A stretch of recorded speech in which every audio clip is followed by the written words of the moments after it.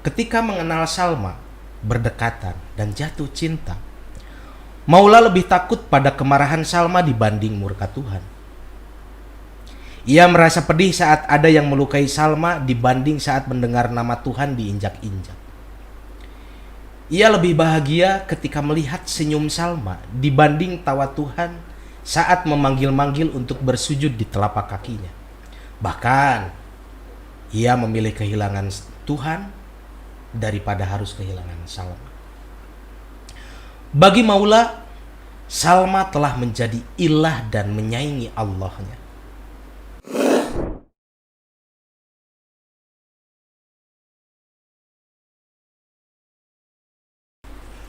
Assalamualaikum warahmatullahi wabarakatuh. Selamat datang di KPI Podcast. Jangan lupa untuk subscribe, like, comment, and share jika konten ini bermanfaat buat kamu.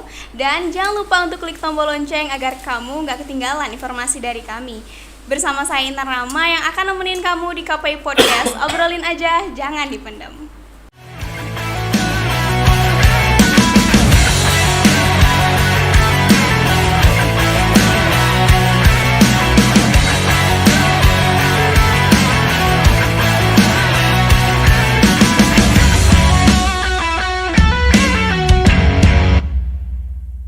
Kali ini aku kedatangan salah satu bintang tamu yang dulu pernah pernah main ke KPI Podcast. Yang beliau ini terkenal dengan tukang buku yang menyamar menjadi seorang penulis. Siapa lagi kalau bukan Kang Sahyang Mukni Pancaniti. Assalamualaikum Kang Mukni. Waalaikumsalam warahmatullahi wabarakatuh. Masya Allah, gimana nih kabarnya Kang Mukni? Sudah lama tidak bersua. Ya, udah lamanya. Iya, sebelum corona kan waktu itu. Ya udahlah. Oh udah ya, aku lupa. Saya kesini pakai masker. Oh iya. Dari pemerintah. Oh dari pemerintah. Saya kan miskin. Masya Allah. Miskin tapi kaya di rumahnya nih jangan-jangan. Iya tuh, saya punya anak, istri, ibu, bapak, banyak semua. Masya Allah. Berarti kekayaan kita bukan soal harta gitu ya. Yang miskin tuh cuma gas 3 kg aja lah. Gas. Hanya untuk orang miskin gitu. Oke. Tapi ngomong-ngomong nih, Kang Mukni sekarang hadir dengan buku yang baru diterbitkannya, bukan buku yang baru ditulis. Berarti Terbit ini ulang. Oh, terbit ulang. Ini cetakan kedua. Oh, cetakan kedua. Cetakan kedua. Dulu cetakan pertama 2019. Dan ini judulnya sangat ngebuat aku pertama baca ya, kayak kaget gitu. Tahun Tanpa Tuhan. Kayak berat banget gitu pas baca tuh, ngerasain tahun tanpa Tuhan itu kayak gimana sih Kang Mukni kan, kayak gitu. Nah, kalau ngomong-ngomong proses pembuatan buku ini berapa lama sih? Awal mula munculnya buku ini gitu. Saya kalau ngobrolin tahun tanpa Tuhan harus agak serius ya. Aduh. Siap. Karena ini bukan bukan pikiran yang ada di buku ini. Ya. Tapi darah saya semua.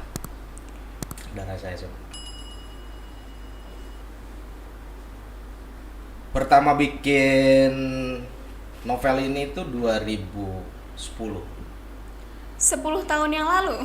2010. Jadi saya sudah menerima nasib yang pahit dari langit. Dan saya nggak punya tempat untuk teriak gitu. Saya nggak punya tempat untuk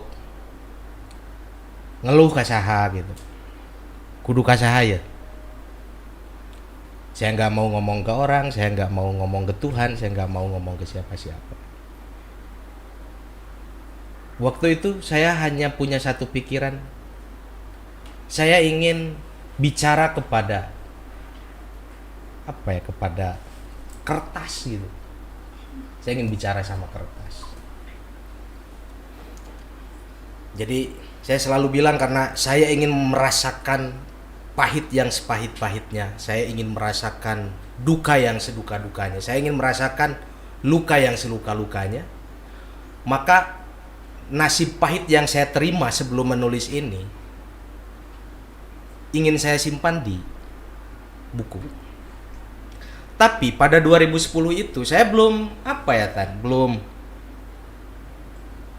belum punya saya keahlian menulis gitu loh, belum punya keahlian menulis, tidak ada kemampuan apa-apa. Tapi saya nekat, pokoknya saya ingin menumpahkan apa ya? Menumpahkan nasib saya ini ke buku. Makanya saya dulu pertama nulis Tahun Tanpa Tuhan ini, saya berjanji saya ingin menumpahkan semuanya selama 10 hari. Baik. 10 hari saya. Berhasil saat itu. Berhasil. 360 halaman. Mantap. Berarti 1 hari 30 halaman. Bisa 1 hari 100 halaman bisa. Satu. Selama 4 hari ketika menulis ini, saya itu nggak tidur. Sama sekali tidak tidur. Saya hanya mengurung diri di dalam kamar, di depan saya laptop, di sini udun, beberapa bungkus rokok, Iya. di sini panci berisi air. Buat apa panci? Ketika saya ngantuk, saya masukkan kepala saya ke air itu, Oh, biar saya bangun lagi. paham. Baru hari kelima saya tepar. Saya tidur Seharian sampai hari ke-6. atau sehari banget itu? Sehari banget. Saya nggak kuliah, saya ya cuma sebatas makan pun nggak inilah. Da geuning nyari geus dinya nyeri mah ban. Iya. Komo ku anu dipikanya gitunya. Aduh. Anu dipikanya nya edan we. Nah, baru ngelanjut lagi sampai hari ke-10 dan itu selesai. Secara cerita ya. Iya. Tapi dalam 10 hari itu, Tahun Tanpa Tuhan itu bentuknya memoir. Jadi cerita itu nggak ada yang saya reka-reka. Pure asli. Sayana gitu loh. Iya. Sorry, sayana weh. Nah, setelah itu saya simpan naskah itu. Saya mulai tenang lah. Ketika semua marah saya, semua kesakit hatian saya itu udah tumpah menjadi teks. Jadi ternyata saya baru merasakan bahwa menulis pun bisa menjadi sebuah terapi. Dan ini yang saya lakukan setelah 10 hari ya. Iya. Saya baca lagi itu dari awal. Tahun Tanpa Tuhan saya baca lagi dari awal. Di depan cermin dengan bersuara. Oh. Dengan bersuara. Saya bacanya itu nyaring kan. Membaca Iya. nyaring. Saya baca dari awal sampai akhir. Baca. Udah selesai. Saya tulis lagi. Menulis ulang kembali. Menulis ulang kembali. Dan saya kira Agi tidak tahu ini. Ini saya ngobrol di sini aja. Iya, Ya. oke. Saya tulis ulang lagi 360 halaman itu. Dan saya baca lagi di depan cermin itu Baik. sampai selesai. Besoknya saya melakukan hal yang sama. Saya tulis lagi dan saya baca lagi. Saya tulis lagi, saya baca lagi. Baru di hari ke-7 saya muak. Sudah 7 kali pengulangan. Saya muak. Saya muak dengan cerita yang sama. Saya muak dengan luka yang sama. Saya muak dengan masalah yang sama. Iya. Saya seperti sembuh dengan rasa nyeri itu loh. Dengan melakukan itu. Sembuh aja. Sembuh. Muak we karena alah iya deh kita cerita. Iya deh. Nah, baru saya setelah ngerasa saya sembuh, saya tulis ulang lagi, tapi saya ngerasa aduh asa rohan Iya, baik. kalau memoir aja gitu ya. Asa belum ada nyawa we gitu. Akhirnya saya memutuskan untuk melesakkan fiksi-fiksi. Saya ciptakan lagi tokoh-tokoh imajiner baru. Sehingga pada akhirnya Tahun Tanpa Tuhan itu bukan memoir, tapi novel. Saya pecah diri saya menjadi 3 orang di situ. Pertama, saya hanya menjadi maula. Pertama saya hanya menjadi maula. Maula saja. Ketika penulisan pertama ya, pas saat memoir. Jadi tokoh itu hanya Maula, hanya Salma, kemudian hanya Bajat, kemudian ya sudah, itu 3 tokoh utamanya. Ketika saya memutuskan untuk melesatkan fiksi gitu, untuk menjadikan memoir ini sebagai sebuah novel, saya merekayasa ulang, saya merekayasa ulang, kemudian saya menambahkan tokoh-tokoh imajiner gitu, tokoh-tokoh imajiner. Saya makanya nanti bakal ada Mang Dorman, ada Jati, ada Damar, ada. Nah, saya pecahkan diri saya itu menjadi Maula, saya pecahkan diri menjadi Maula, menjadi Jati, dan menjadi Damar. Tapi tokohnya banyak, nanti ada Ismail Khalilullah, ada Komala, kemudian ada Ambu, kemudian ada Tony, kemudian ada Indah, kemudian ada banyak orang di sana. Yes. Tapi memang semua tokoh-tokoh ini saya simpan cerita saya. Saya ingin mereka menceritakan yang saya alami itu. Jadi kalau cerita Tahun Tanpa Tuhan ini 100%, maka di Mang Dorman saya simpan 10%, di Komala saya simpan 10% gitu loh. Iya, baik. Jadi semua itu ya bahu-membahu untuk menceritakan apa yang ingin saya ceritakan di Tahun Tanpa Tuhan. Meskipun mereka fiksi, meskipun mereka rekayasa saja. Jadi sangat saya tambah kurang cager teh. Masya Allah. Ngan kieu teh posisina. Tah ieu ya goblokna penulis awal ya. Saya edit ulang. Saya baca ulang, saya edit lagi, saya baca lagi, saya edit lagi, saya baca lagi, saya edit lagi, saya baca lagi, sampai ternyata nggak kerasa 4 tahun. 4 tahun lamanya hanya untuk mengedit, membaca, mengulang, mengedit, membaca, mengulang aja. Ya. Makanya saya ngeluarin fatwa ke diri saya bahwa editor yang paling kejam itu adalah penulis pemula. Ya, karena takut? Karena ngerasa takut buku ini ditertawakan, takut buku ini dianggap salah, takut buku ini apa. Jadi ngerasa tak puas terus ketika awal-awal menulis itu saya. Oke, saya dulu pernah pas SMA saya menulis puisi, saya menulis cerita-cerita, tapi tidak seberdarah ini gitu loh. Ngerti nggak? Iya, paham. Tidak seberdarah ini. Saya udah kayak orang gila pas nulis Tahun Tanpa Tuhan. Karena Kang Budi sendiri yang menceritakan cerita Kang Budi kembali gitu kan. Karena kan memoir itu kejujuran. Iya. Kejujuran posisi. Ya kita apa ya?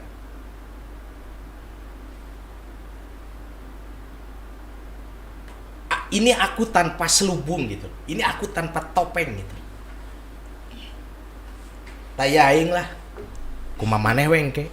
Makanya konsep memoir itu, kalau kamu lihat buku-buku memoir itu tidak ditujukan untuk menghibur pembacanya. Si penulis hanya ingin bilang ini aku. Makanya saya beberapa kali baca buku memoir memang sebel apa gitu. Ya kadang ada yang keji, ada yang kejam, lain sebagainya. Iya, makanya waktu pas dari orang-orang yang baca ini ada satu kalimat yang aku baca ketika Kang Mukni menulis perpustakaan kelamin kalau nggak salah. Kang Mukni itu sebagai seorang penulis, tapi ketika Kang Mukni menulis Tahun Tanpa Tuhan, maka Kang Mukni menjadi sosok yang terluka saat itu. Jadi benar-benar jati dirinya Kang Mukni nih yang dibawa di buku ini. Ya seperti itu kan. Tapi ada hal lain nggak sih selain cerita Kang Mukni yang pengen Kang Mukni masukin di buku tersebut? Oh iya, jadi ketika saya udah memutuskan, akhirnya saya tidak akan terluka lagi karena saya sudah ngerasa sembuh. Ya. Dan saya memutuskan untuk membuat cerita ini menjadi fiksi, maka akhirnya saya masukkan banyak cerita-cerita rekayasa. Misalkan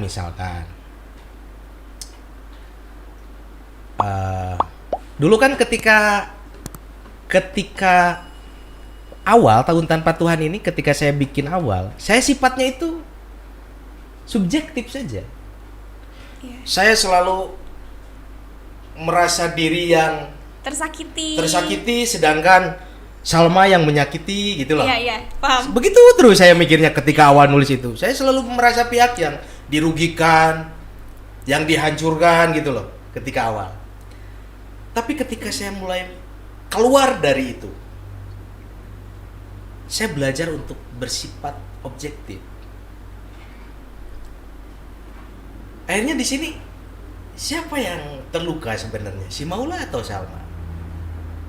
Ketika saya keluar dari buku ini sebagai penulis, saya keluar, lalu saya menjadi pembaca.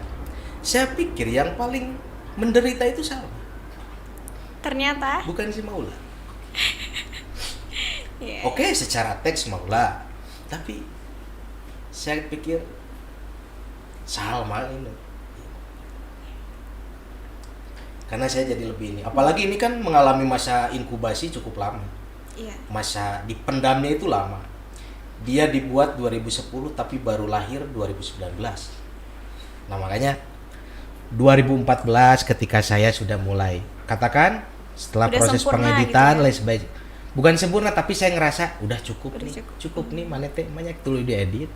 Iya. Nah buku mana teh lain wahyu gitu. Buku mana teh lain Quran, tina aya nu salah atau anu ieu ge keun bae. Saya mulai buku ini saya fotokopi beberapa biji, ada yang saya jual, ada yang saya kasih karena saya udah punya toko buku. Iya, saat itu. Yang saya jual ada yang kasih gitu ya. Sampai tanpa saya sadari bahwa naskah ini masuk ke salah satu penerbit sama seorang penulis. Tahun 2014 saat itu. 2014. Oh, 2014. Dimasukkan, ya saya baru dikasih tahu itu ini naskah sudah saya masukkan gitu ke. Saya senang karena penerbit ini buku-bukunya saya sukai. Baik. Gitu loh. Penerbit, waduh saya senang. Dan saya nunggu. Apakah naskah Tahun Tanpa Tuhan ini diterima atau tidak? Gitu. Nunggu saya 2 hari, 2 hari, 3 bulan, 4 bulan, setahun baru ada jawaban bahwa Tahun Tanpa Tuhan diterima. Masya Allah. Terus kenapa munculnya 2019? Jadi 2014 masuk naskah ini, 2015 Diterima. baru diterima. Saya dipanggil ke Jogja oleh penerbit. Wah, cis.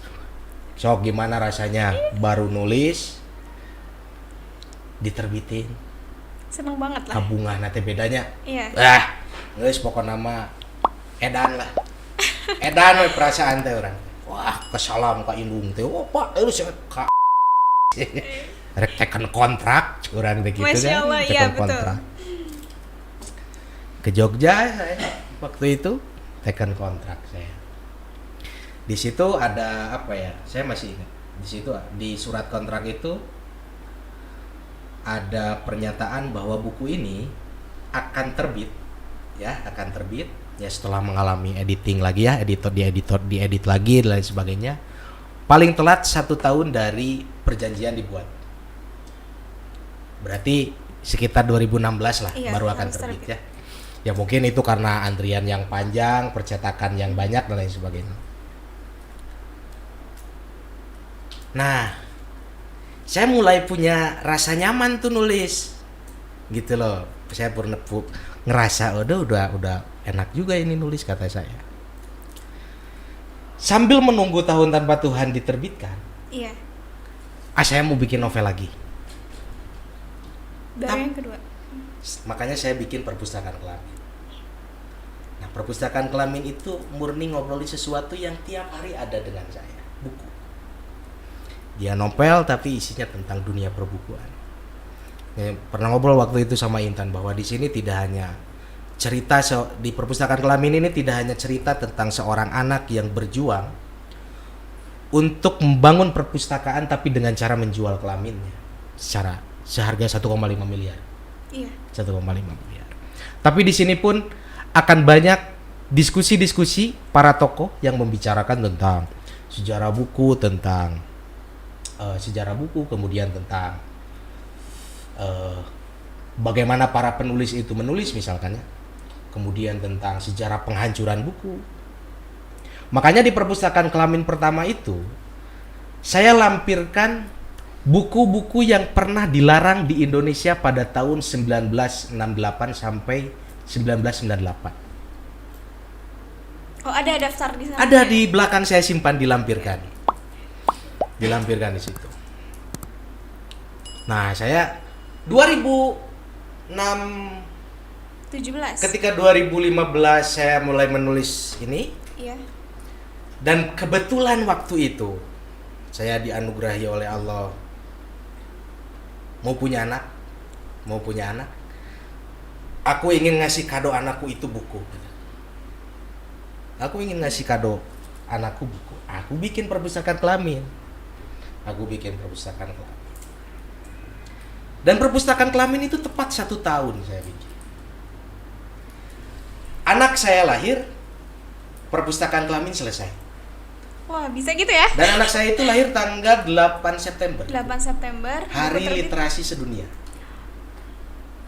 Buku itu kapan terbitnya berarti? 2016 terbit. 2016 terbit. Perpustakaan Kelamin itu 2016 terbit sama Semesta. Institut terbit. Tahun Tanpa Tuhan belum. Jadi lebih dulu Kasalip. buku yang kedua. Kasiap Tahun Tanpa Tuhan teh juga orang truk gitu ta. Iya. Agaleong saya tik. Terbit heula. Perpustakaan Kelamin pertama. Aris terbit teh. 2017 gitunya buku teh mulai nyebar perpustakaan Kelamin itu. 2016 nggak ada kabar Tahun Tanpa Tuhan itu. Oke. 2017 nggak ada kabar. Udah 3 tahun berarti ya? 2018 nggak ada kabar, bahkan saya pun lupa ke naskah itu. Karena saya konsen di Iya. perpustakaan Kelamin. Konsen Iya, di perpustakaan. perpustakaan Saya Kelamin. lupa kalau saya punya naskah. Nah, ketika 2019 awal, Agi ngingetin dengan kalimat tadi. Ketika menulis Tahun Tanpa Tuhan itu Mugni sedang menjadi orang yang menderita, Iya. gitu. Betul. Tapi saat menulis perpustakaan Kelamin, Mugni sedang jadi penulis. Artinya dia sedang bebas lah, udah bebas gitu. Udah bebas. Saya baru ingat lagi naskah Tahun Tanpa Tuhan. Saya buka ulang filenya. Dan aku waktu itu pikir, udahlah, nggak usah terbitin di sana. Aku terbitin sendiri aja. Tapi yang paling aku sakit hati memang dulu itu, aku ciumi surat kontrak itu. Setiap hari. Aku, Iya. aku ciumi surat kontrak itu, kemudian, wah gimana tuh kayak dapat Iya, ini, bunga gitu kayak ya. dapat BPKB. Saya nggak nyicil 4 tahun gini gitu dah. Paham. Saya nggak nyicil apa tuh. Saking kubangga Iya. gitu nya, kubangga. Aduh, orang mahasiswa kene gitu, orang buku diterbitkan, bari lain di penerbit ecek-ecek. Iya, betul. Gitu kan, Saat lain itu di ya. penerbit ecek-ecek. Kamu ini merasa bangga gitu ketika Mm-mm. kamu ini seorang mahasiswa nih punya buku terus terbitin di penerbit yang bukan sembarangan penerbit gitu kan saat itu. Ya akhirnya, ya udah, karena udah nggak ada kabar, saya anggap dibatalkan. Gitu. Ya saya kecewa, tapi saya ngerasa saya udah mulai terbiasa mendapatkan cahaya dari apa yang saya anggap luka hari ini.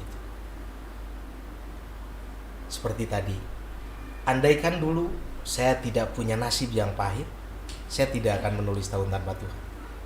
Iya, Seperti betul. itu misalkan. Akhirnya saya edit ulang Tahun Tanpa Tuhan itu yang sudah diberikan ke sana, itu saya baca lagi, saya edit ulang. Ini kan mengalami pengendapan gitu. Iya. Dalam beberapa tahun. Dan otomatis dalam tahun-tahun itu kan otak saya berkembang. Pikiran Betul. saya berkembang, pengetahuan saya berkembang, pengalaman saya berkembang. Akhirnya saya edit ulang, saya baca ulang, saya edit lagi. Saya perbaiki, saya buang sebagian, saya tambahkan sebagian. Jadi ada yang hilang, ada yang saya hilangkan, ada yang saya perbaiki. ada yang saya ada yang saya kurangi. Tapi ada satu yang tidak bisa saya perbaiki, ada satu yang tidak bisa saya hilangkan, ada satu yang tidak bisa saya kurangi, yaitu luka itu sendiri. Kemudian nuansa saat saya menulisnya. Iya, paham. Jadi ada beberapa diksi yang kalau bagi saya hari ini sebut saja berlebihan. Misalkan saya tidak tega kalau nyebut lebaynya, berlebihan lah. Berlebihan. Ketika pakai otak saya hari ini, ini tuh terlalu berlebihan. Tapi waktu itu menulisnya saya memang begini gitu.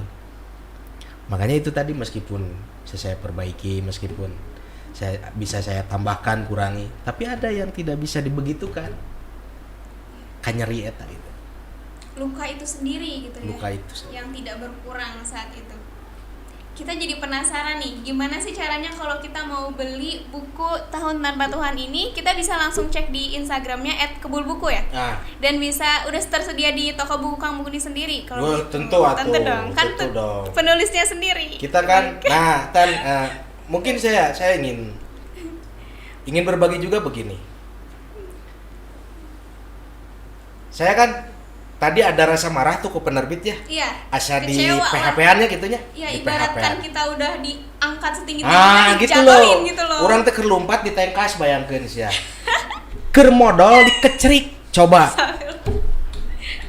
Iya. Tong dihapus ieu nya, keur modal dikecerik, keur lompat di tengkas. Oke, Jadi hati saya teteh. Iya. Namun apa hikmah yang Kang Mukni dapat gitu ketika kejadian itu? Saya guys gitu tanya. Dulu tuh anu paling ngabanggakeun nya, anu paling ngabanggakeun saat diterbitkan di penerbit. Sebut saja penerbit Arus Utama. Iya. Mau penerbit mayor atau penerbit apa. Ada kode ISBN.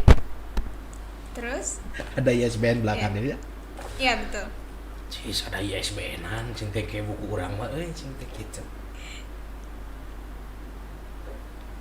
Maka bentuk marah saya waktu itu ke penerbit, saya mencetak buku tanpa ISBN.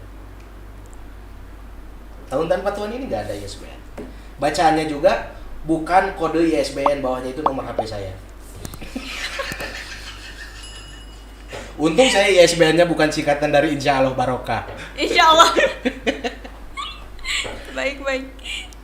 Dan bentuk kemarahan itu masih terus saya wujudkan di buku-buku saya yang lain. Toilet dan Wahyu itu nggak ada ISBN, kemudian Cinta Itu Bangsa itu nggak ada ISBN. Nggak ada ISBN. Ini Tahun Tanpa Tuhan nggak ada ISBN. Karena dulu saya ngerasa bangga diterbitkan oleh mereka itu ya karena ada ISBN. Kemudian bisa didistribusikan kemana-mana betul, ke seluruh Indonesia gitu kan.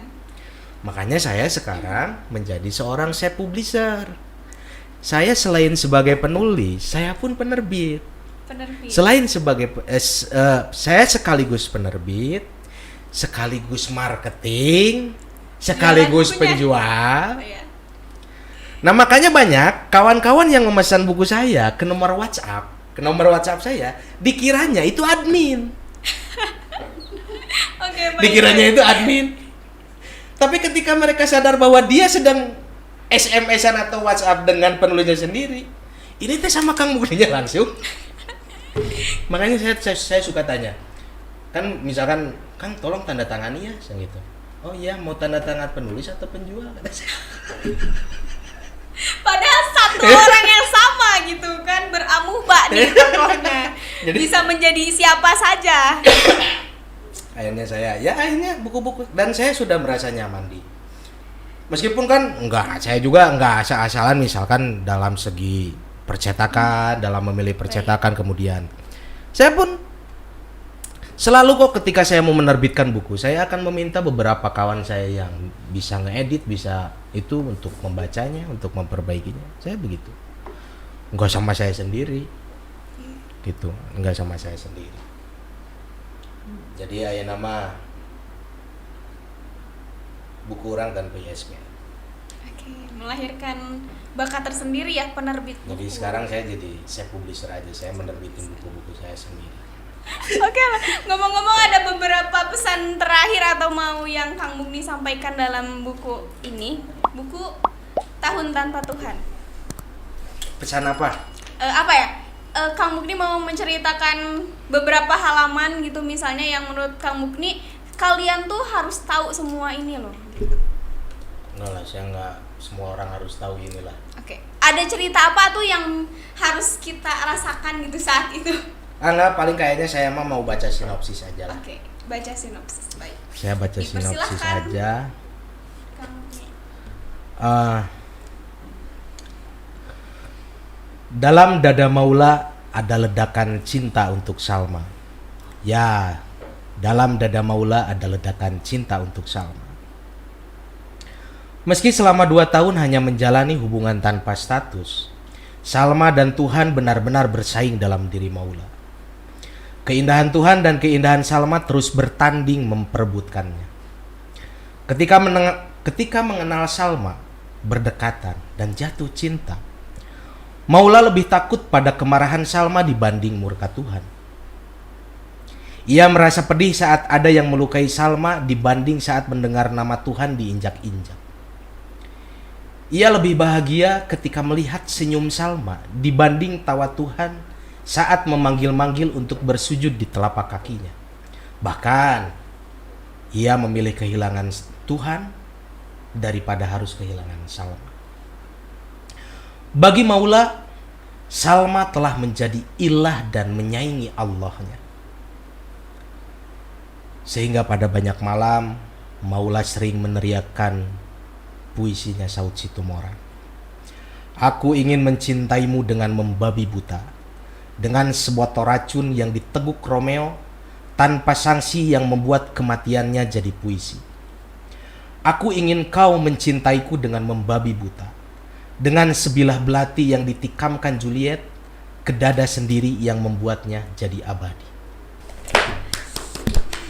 Oke, di sini aku ngerasa Kang Mukni tuh semangat banget menceritakan kisah Maula. Ya, tapi ya itu tadi. Di beberapa bagian itu ada pikiran-pikiran saya yang hari ini, bukan pas waktu nulis gitu. Ya, oke, baik. Buat teman-teman yang penasaran nih, pengen tahu sebenarnya Kang Mukni ini orangnya seperti apa, bisa langsung cek bukunya yang berjudul Tahun Tanpa Tuhan. Tanpa Tuhan. Dan bisa kalian order. Maaf Kang Mukni, mau ngambil satu. Nih, di Tahun Tanpa Tuhan ini kalian bisa langsung order di @kebelbuku, di Instagram @kebelbuku, dan kalian bisa langsung cari ke store-nya aja di jalan di samping kampus UIN 1 ya, di sebelah masjidnya kalau nggak salah. Iya. Yang namanya Kebul Buku juga, gitu kan. Nah, buat teman-teman yang belum subscribe channel ini, tolong subscribe dan jangan lupa untuk share konten ini sebanyak-banyaknya agar kalian dapat manfaat dari konten ini. Dan buat Kang Mukni, Intan makasih banyak ya udah sharing. Sama-sama, saya sudah kesini lagi. Dan kita tunggu kehadiran selanjutnya loh Kang Mukni Ya, dengan mudah-mudahan buku-buku yang saya lain. masih bisa kesini lah. Saya udah mulai ngerasa KPI Podcast UMB ini udah mulai jadi kawan saya dan memang layak jadi kawan saya. Aduh, Masya Allah. Dan aku sama Kang Mukni minta doanya gitu ya. Kang Mukni sekarang lagi menyelesaikan penulisan buku ketiga ya, kalau nggak salah. Itu yang Perpustakaan Kelamin. episode terakhir Oh, iya. Perpustakaan Kelamin. Ya, Judulnya kita- Akhir Perpustakaan Kelamin. Mudah-mudahan diberikan kelancaran, diberikan kemudahan ketika menulis rangkaian kata-katanya. Amin, amin, amin. Oke, baik, segitu aja. Saya Intan Rama pamit undur diri. Mohon maaf bila ada kesalahan. Sampai jumpa di KPI Podcast minggu depan. Karena KPI Podcast, obrolin aja, jangan dipendam.